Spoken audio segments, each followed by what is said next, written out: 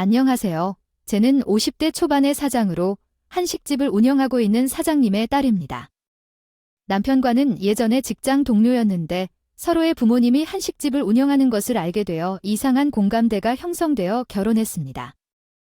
한식집에서 일하는 분들은 아시겠지만 한식집 가족들은 특별한 이야기를 항상 듣곤 합니다. 첫째는 삼시세끼라는 말을 말하고, 둘째는 도시락 반찬은 너희 식당에서 싸먹지 라는 이야기를 하고, 셋째는 마시러 가면 서비스 많이 줄 거야 라는 말을 합니다.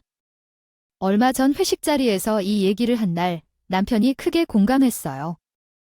서로의 부모님이 운영하는 식당에 몇 번 가다 보니 우리 두 식당이 서로 가까운 곳에 있었어요. 결국 우리는 서로를 알게 되고 어느 순간 우리가 함께 사는 사이가 됐습니다. 어머님은 한식집을 운영하셨고 결혼 후 5년이 지난 후 신부의 친모가 이혼 후 친정으로 돌아오게 되었습니다. 이혼 후 친정으로 돌아온 친모는 혼자 한식집을 운영하던데 신부는 어머님을 도와주기로 결심하고 첫 출근을 했습니다. 어머님은 원래 신부가 일을 그만두고 함께 식당을 운영해 줄 것을 바랐으나 신부는 회사에 충분히 일했으니 남은 삶을 함께 지내면서 그 후 다른 사람에게 물려주는 것도 아니라고 생각하여 거절을 했습니다. 제게 처음에는 시어머니께서 진심으로 얘기를 하신 줄 알고 너무 순진했었죠. 하지만 사실 시어머니는 다른 생각을 가지고 있었습니다. 저의 친정아버지가 운영하던 한식집은 온갖 포털에서 유명한 맛집이었습니다. 처음에는 몇몇 한식을 잘 아는 사람들 사이에서 입소문을 타기 시작했지만 한번 손님이 오시면 다음에 또 오고 싶어요 라고 말하고 다음에는 또 다른 사람을 데리고 와서 손님이 점점 늘어나기 시작했습니다. 저녁 식사 시간에는 대기가 기본적으로 1시간은 되어야 했죠. 그런데 왜 몇몇 사람들은 다른 식당에 가서 대기를 피해가는 것을 싫어해서 그냥 근처에 있는 아무 식당에 가는지 이해가 가지 않았습니다. 하지만 우리 아버지의 식당에 오시는 분들은 그런 분들이 결코 없었습니다. 얼마를 기다려도 제대로 먹고 가시더라고요. 한편으로는 시어머니의 식당은 손님이 그리 많지 않았습니다. 가끔은 손님을 늘리려고 거짓말을 하기도 했고 실제로는 서비스보다 판매량이 더 많은 경우도 있었습니다. 한식집의 메뉴들은 대부분 비슷한데 특히 점심 특선 메뉴들은 몇 가지 반찬과 찌개, 국, 그리고 메인 요리 정도로 구성이 되어 있죠. 하지만 저는 그 이유를 알고 있었습니다. 시어머니의 식당은 내가 점수를 몇 점을 주려 해도 별로 맛있지 않았기 때문이죠. 하지만 아버지의 식당은 정말 맛있어서 언제나 질리지 않았습니다. 어머니네 식당은 조미료도 너무 많이 들어가고 간도 너무 세서 금방 질리는 느낌이에요. 그런데 어머님도 왜 아빠네 식당이 그렇게 잘 되는지 궁금하신가 봐요. 아무리 생각해도 난 모르겠어요. 저희 집이나 우리 집이나 메뉴도 비슷하고 특별한 것도 없는데 왜 맨날 저 집만 문전성시를 이루는 걸까요? 아휴, 돈 문제도 참 근거 없네요. 엄마도 참 답답하죠. 식당 일이 그렇게 백날 머리만 굴린다고 다 되는 일은 아니에요. 어디 궁금하면 직접 가서 봐야죠. 어떻게 할까요? 뭘 어떻게 해야 할지 모르겠네요. 엄마 올케네 친정에 있는 식당에서 밥을 먹어봤어요. 아무리 생각해도 나는 미쳤나 봐요. 경쟁업체 밥을 왜 내 돈 주고 먹어야 하죠? 답답하다 진짜요. 지피치기에 백전백승이겠죠? 그 식당 밥을 먹어봐야 뭐가 다른지 알아요. 어머니가 얘기를 듣고 며칠 동안 고민하신 것 같아요. 그래, 내가 나를 거기 데려가서 밥을 먹으면 어떨까? 아이고, 어머님 저랑 같이 가면 아빠는 밥값을 안 받으실 거예요. 그건 좀 실례요. 밥 한 그릇에 얼마나 비켜줘야 할까요? 친정 챙기는 꼴하고 농담이죠. 어머니, 저번에 고모랑 함께이면서 들은 양식이 있었어. 처음 궁금하면 그냥 손님처럼 행동하고 이 식당에 방문해보세요. 결국 양부모는 제 얘기를 듣고 손님으로 소개한 사실이었어. 그 아줌마 맛있는 음식을 물어봤는데 그 식당의 특별한 양념에 대해 이야기를 나누고 있었지. 그 집 양념은 진짜 최고 중에 최고라는 얘기였어. 그 브랜드는 정말 명품 중의 명품이죠. 비싼 걸 쓴다는 거야 뭐야. 아줌마 노조미의 머리가 나빠요. 양념이 굉장히 제대로라는 것이지 다른 곳과는 차이가 나요. 진품명품이라니까 어머님이 자기를 그에게 추천하는데 신우는 완전 웃겨서 엎드려졌어요. 양념을 말이야 수십만 원짜리 있어? 아이, 고추장, 된장, 간장, 식당에서도 똑같이 사용되는 거라뇨. 그게 어디 다르단 건지 잘 모르겠어. 엄마 입맛에는 올케네 음식이 좀 별로였어. 솔직히 말하면. 그럼 올케에게 물어보면 되는 거구나.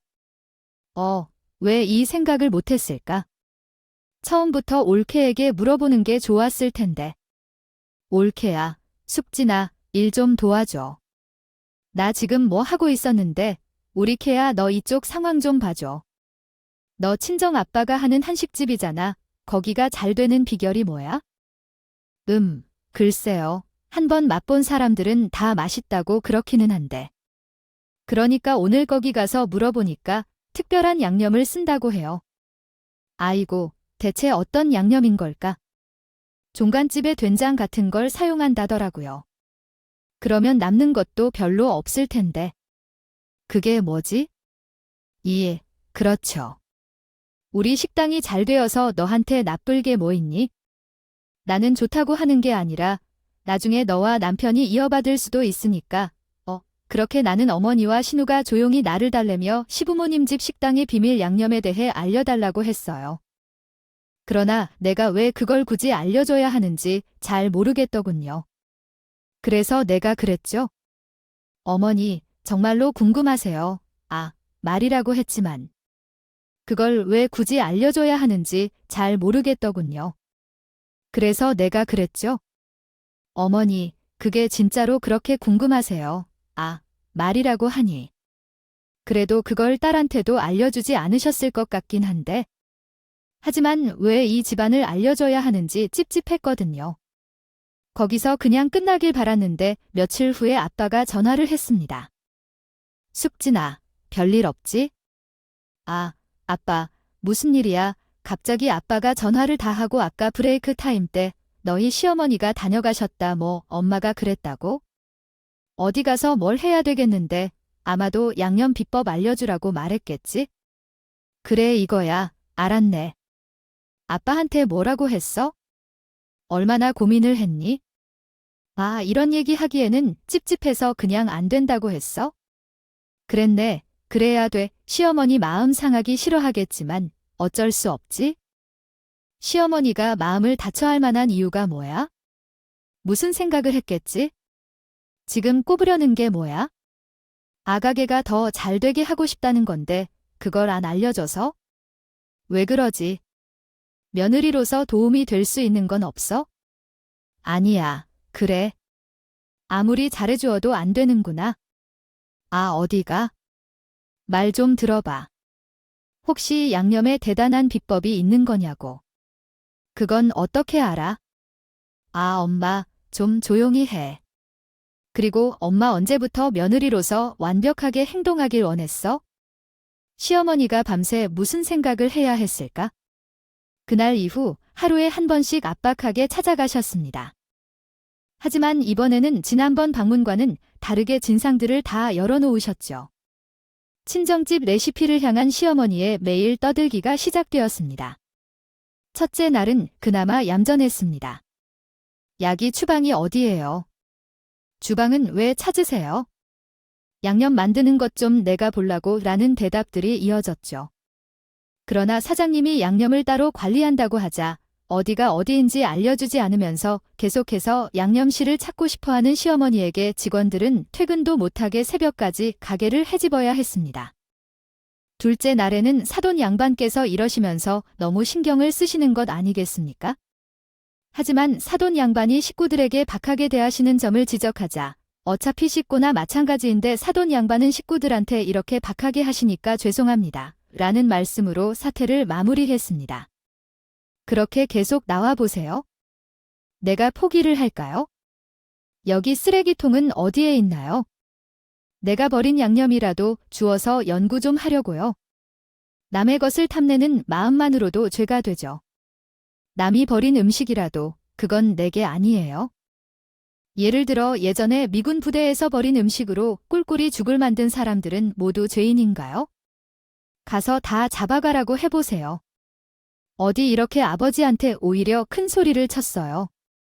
어느 날은 아버지가 생각보다 일찍 문을 닫았는지 셔터문을 두드리며 온 동네 떠나가라고 고래고래 소리를 지르셨어요. 내가 무섭습니까? 이 씨아바 아버지, 이 늙은 호랭이라 내가 너보다 돈 더 벌까봐 무서워요. 문을 열어라고, 비밀을 내놓으라고. 너만 잘 먹고 잘 살면 다냐 그뿐인가요? 아예 대놓고 아버지를 협박하셨던 적도 있어요. 사돈어른 숙진이의 내며느리입니다. 네, 그럼요. 당연하죠. 그게 무슨 뜻인지 모르시겠어요. 숙진이 시집살이 시키느냐 말느냐가 제 손에 달려 있습니다. 그게 바로 협박이라는 뜻입니다. 혹시 지금 이것이 협박이십니까? 숙진이 볼륨이 하는 협박이라고 말한 적은 없습니다.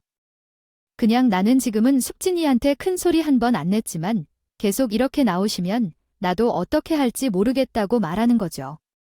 죄송합니다. 아무리 그래도 그건 나에게 이야기가 어려워요. 아이고, 많이 화가 났어요. 왜 이렇게 가슴이 답답해져 있나 했더니 그 아이는 뭐람 닮아 그렇게 막막한지 알았더니 그 모습이 다 자신의 아버지를 닮아 있네요. 그래, 알겠어요. 가게를 찾아갈 때마다 아버지가 어떻게든 단호하게 거절을 해서 이제 더는 어쩔 수 없다 생각한 모양이었습니다. 하지만 아버지에게 말한 대로 나의 엄격한 시집살이가 시작되었습니다. 가끔씩 어머님의 식당에서 일을 도와드리기도 했는데 이전에는 일을 도와도 별말 없던 것들까지 하나하나 꼼꼼한 것들까지 다 주의 깊게 살펴보셨어요. 부추 끝을 왜 그렇게 많이 잘라버렸냐고요? 이 정도는 잘라야 되죠. 어머니, 네가 손바닥이다. 일이 얼마나 많이 나오는데 모두 다 버리냐. 아버지네 식당은 그렇게 아끼는 줄도 모르시는 모양입니다. 미안해요. 어머니, 유치해서 말대꾸하기도 싫었어요. 너는 떠들어라. 나는 흘려보낸다. 그러고 말았어요. 어느 날은 제가 만든 양념을 쓰레기통에 버린 적도 있었어요. 넌 이걸 사람이 먹으라고 만들었니? 어머니, 맛이 없으면 다른 재료로 맛을 살릴 수 있는데 이걸 그렇게 다 버리세요. 포장이 탄다. 이런 걸 먹으면 오늘은 우리 집 장사가 망한다고 생각했나? 여러분, 문둥이 콧구멍에 박힌 마늘씨도 파먹겠다는 속담을 알고 계신가요? 욕심이 사나워서 다른 사람의 꽃을 탐내다가 더럽게 우는 사람을 욕하는 말이 있죠.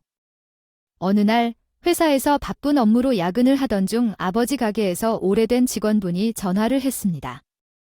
숙진 씨, 아줌마, 왜 그래요? 무슨 일이세요? 여기는 지금 병원이에요. 사장님이 다쳤어요. 어디세요? 어느 병원이세요? 아버지가 식당 3층에서 떨어져 대학병원 응급실에 실려왔대요. 급하게 병원으로 향했고 만날 수 있는 시간 전에 병원에서 우연히 마주친 사람은 놀라울 정도로 익숙한 분이었습니다. 어머니, 여기 계신다니 어떡해요. 어머니께서 나를 보자마자 급히 손을 꼭 잡으셨고 눈물을 흘렸습니다. 숙진아, 우리가 시장을 보러 가다가 내 아버지가 떨어지는 걸 보았어요. 끔찍해서 떠올리기도 싫어. 우리가 바로 119에 신고했어요. 우리가 못 봤으면 아버지가 어떻게 되었을지 상상도 못해. 아버지는 어떻게 되셨나요? 어디 계세요? 가족의 비운이 제 귀에 들어오기 싫어서 당장 의사를 찾아갔어요. 아버지께서 괜찮으신가요? 3층에서 추락하셨다고 하지만 상처가 심하지 않아 다행히 생명에 지장은 없으시다고 하십니다. 그럼 아버지를 보러 갈 수는 없나요? 왜 방문을 못하는 걸까요?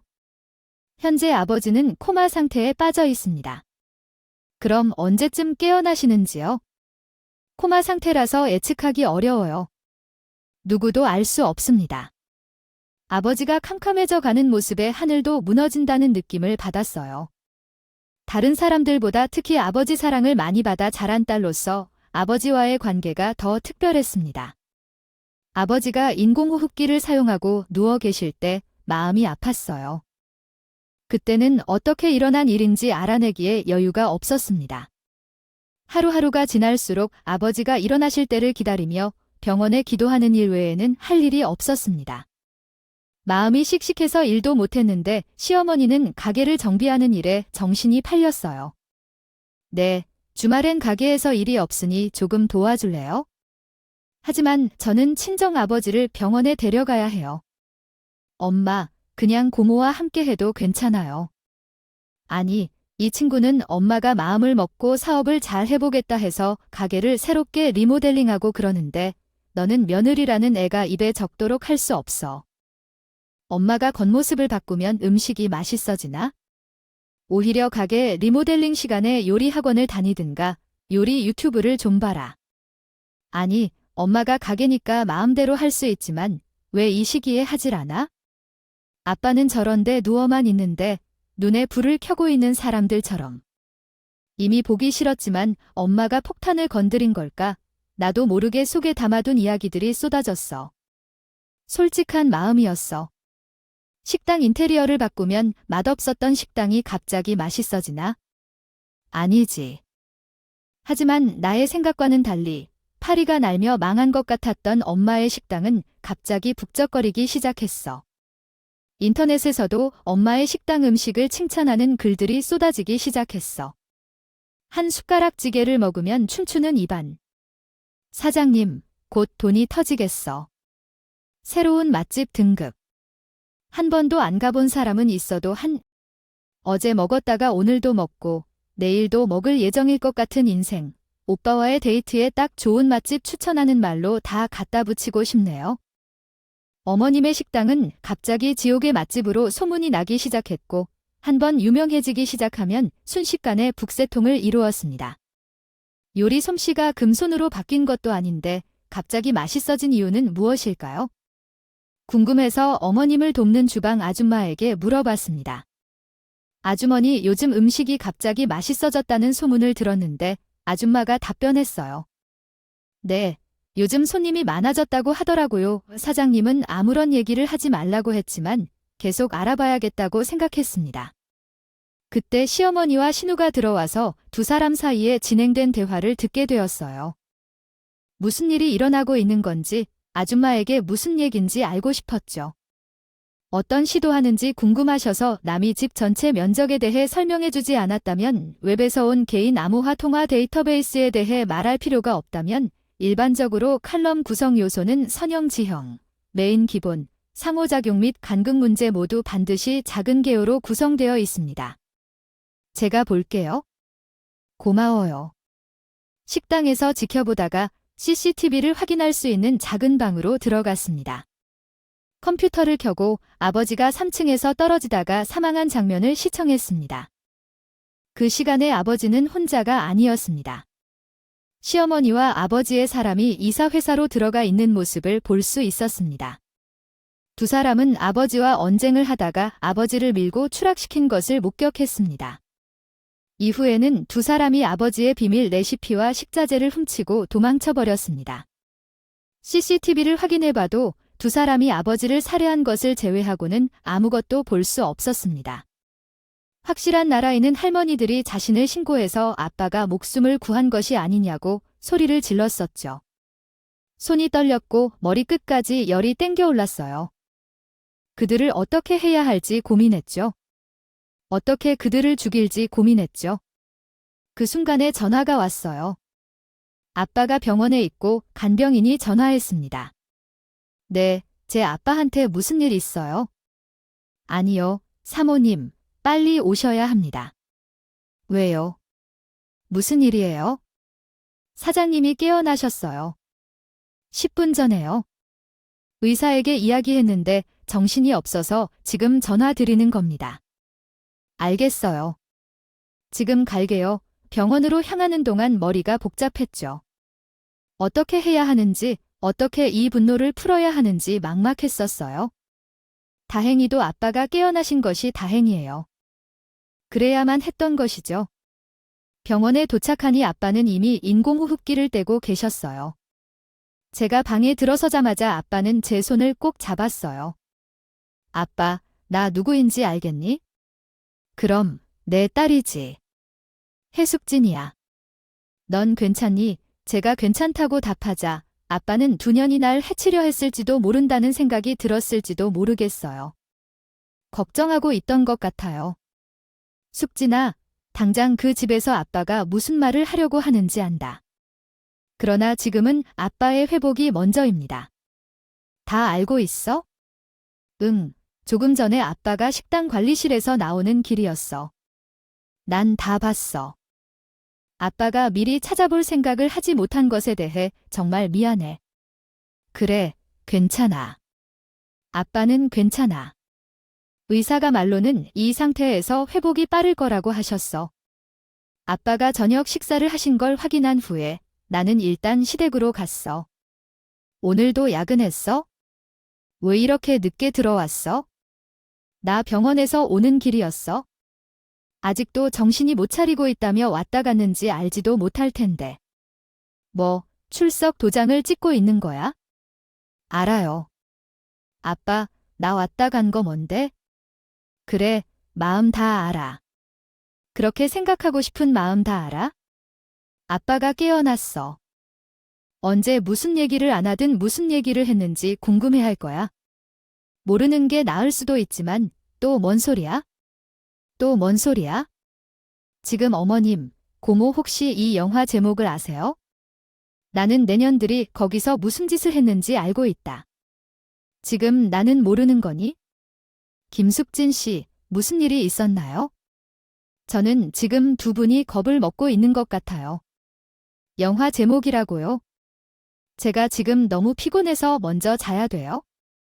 어느 날은 두년들에게 약간 두려움을 주는 정도로만 했어요. 그리고 다음 날 일찍 병원으로 달려갔죠. 아빠랑 아직 이야기해야 할 게 있어서요. 아빠, 잘 잤어? 기분은 어때? 아, 아주 개운해. 당장이라도 식당에 갈 수 있겠어. 아빠, 그건 안 돼, 알았어. 알아. 그만큼 기분도 좋고 몸도 좋다는 소리야. 그럼 내가 하는 이야기를 잘 들어봐. 그런 다음 나는 어제 아빠 식당의 CCTV로 본 것들을 얘기하기 시작했어. 아빠가 이미 아는 부분과 모르는 부분까지도 말이야. 심각하게 내 이야기를 들은 아빠는 어딘가로 전화를 걸었어. 네, 변호사님. 영업정지 가처분 신청을 해야 할 것 같아요. 네, 지금 바로요. 가능합니까?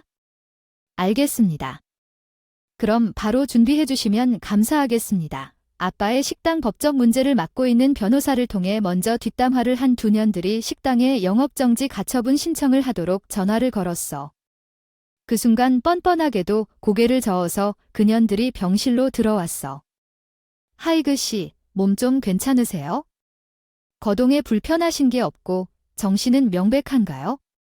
뭐, 단기 기억 상실이나 부분 기억 상실 같은 증상은 없대요. 당신들이 여기 왜 왔나요? 일할 자격이 있다고 생각하나요?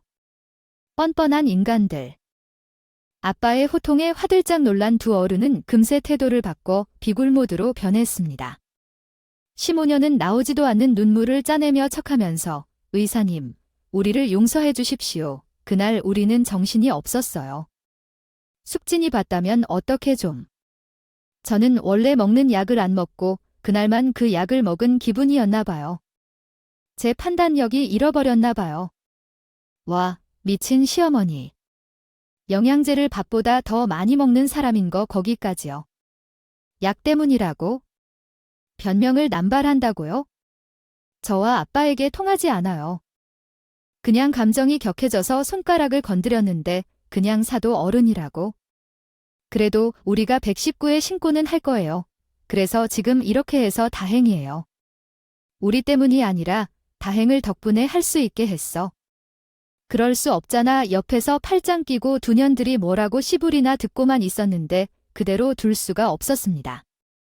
119에 신고한 거 좋아하시네. 비법을 수첩에서 찾아서 온 식당에 다녔고 소스를 배합시키까지 찾아서 문을 열고 재료를 훔치러 간 거는 왜 그런 거냐? 어디 변명 좀 해봐. 한번 씨부려 봐라. 이들아, 너희 말이 좀 심하구나. 그거 그러니까 왜 그 변명까지 할 생각을 못했니? 보여 살인 미수에 절도까지 했어. 다 날 제대로 먹고 사는 줄 알았어? 얘야, 너 왜 그렇게 말해?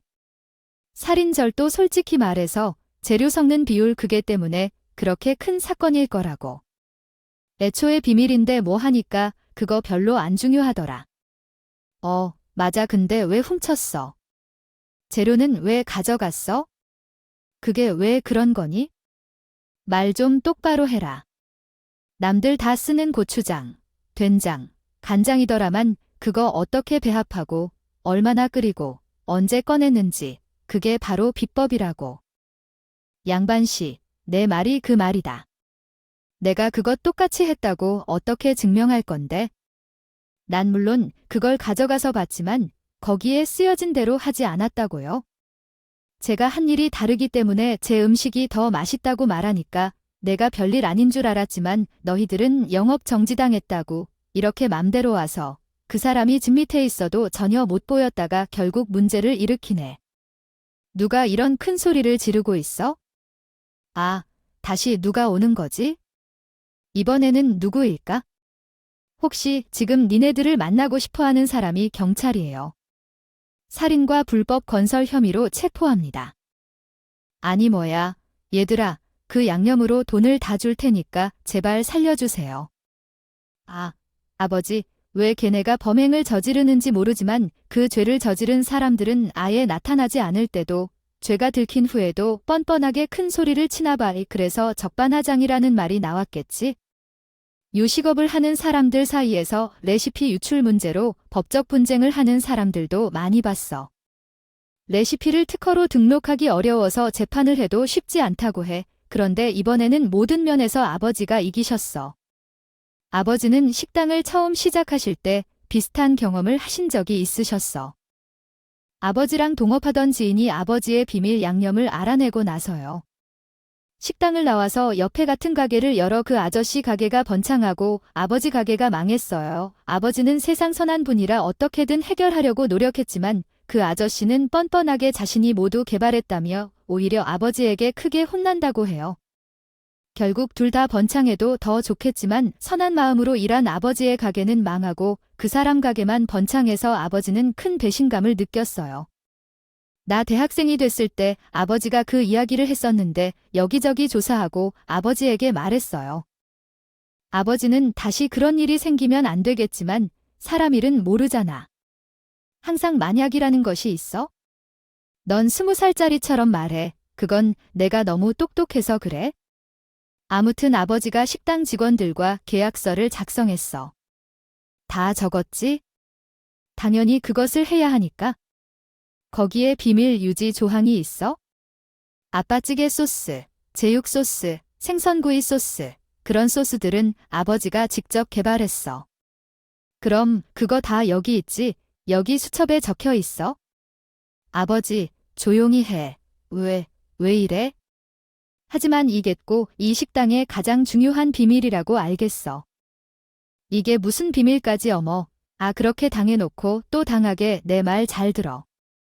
주방 안쪽에 작은 방 하나 있어? 지금 재료 창고로 쓰이지만 거기 정리해서 자물쇠 하나 달고 거기를 지금부터 소스 배합실로 정해. 거기는 아빠만 관리할 수 있는 거야. 통제구역. 이렇게 딱 붙여놔. 크게 시뻘겋게.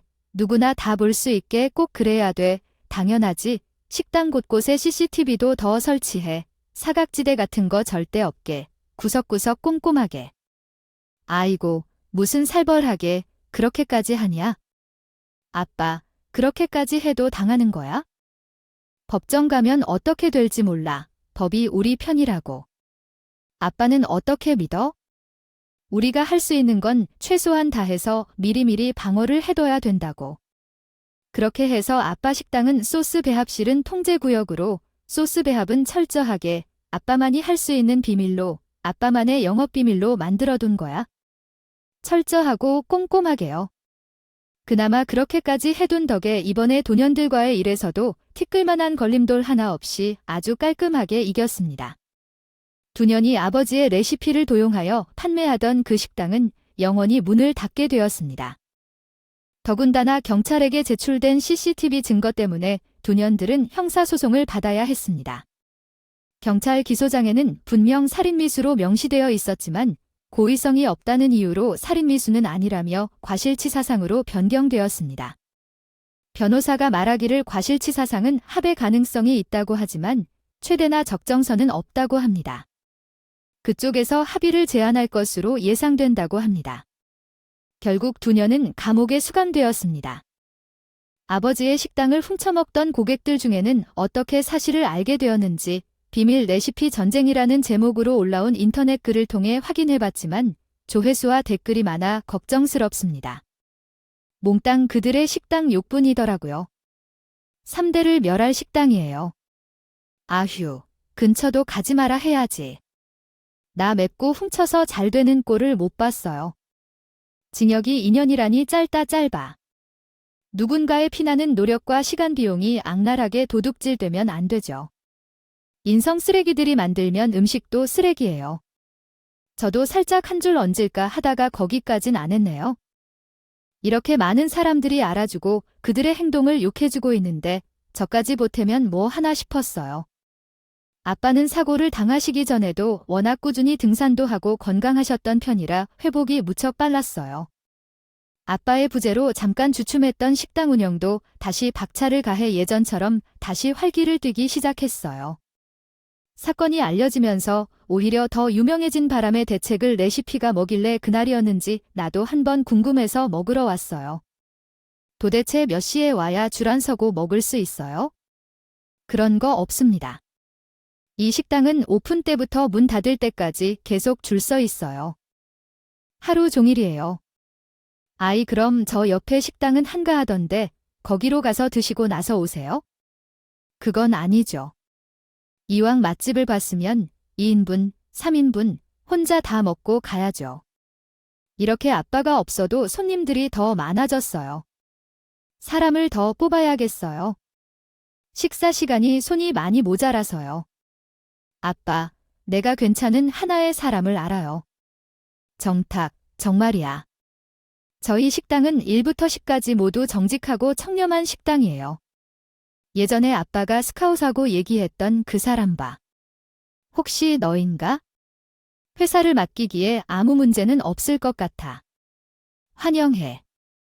작은 사장님네, 저는 그 집구석을 떠나 회사를 그만두고 아빠의 식당에서 도와주며 제2의 인생을 시작했어. 식당에서 도와주면서 나도 아빠처럼 나만의 레시피를 개발하려고 연구하고 있어. 아직은 김 사장의 딸이나 작은 사장님이라고 불리고 있지만 나는 가장의 레시피를 개발하고 영역을 넓혀 밀키트나 온라인 판매도 생각하고 있어. 나는 아빠의 손맛을 물려받았으니까 언젠가는 그냥 김 사장, 큰 사장이라고 불리는 날이 올 거야. 그렇지.